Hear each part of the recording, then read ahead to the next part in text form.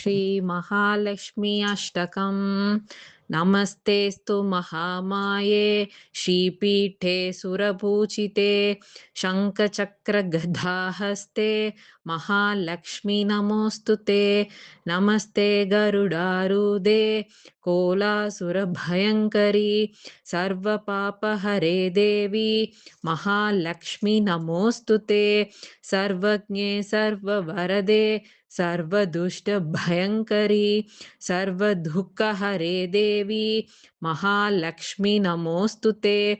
सिद्धिबुद्धिप्रदे देवी भक्तिमुक्तिप्रदायिनी मन्त्रमूर्ते सदा देवी महालक्ष्मी नमोऽस्तुते। आद्यन्तरहिते देवी आदिशक्ति महेश्वरी योगज्ञे योगसम्भूते महालक्ष्मी नमोऽस्तुते। स्थूलसूक्ष्म महारौद्रे महाशक्ति महोदरे महापापहरे देवी महालक्ष्मी नमोऽस्तुते।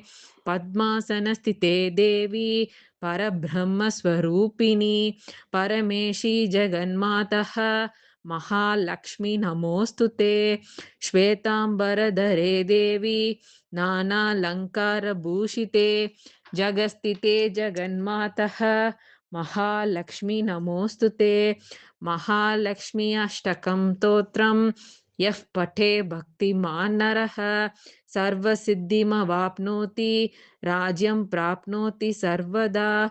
एककाले पठे नित्यं महापापविनाशनं द्विकालं यः पठे नित्यं धनधान्यसमन्वितः त्रिकालं यः पठे नित्यं महाशत्रुविनाशनं महालक्ष्मीर्भवे नित्यं प्रसन्नवरदा शुभा।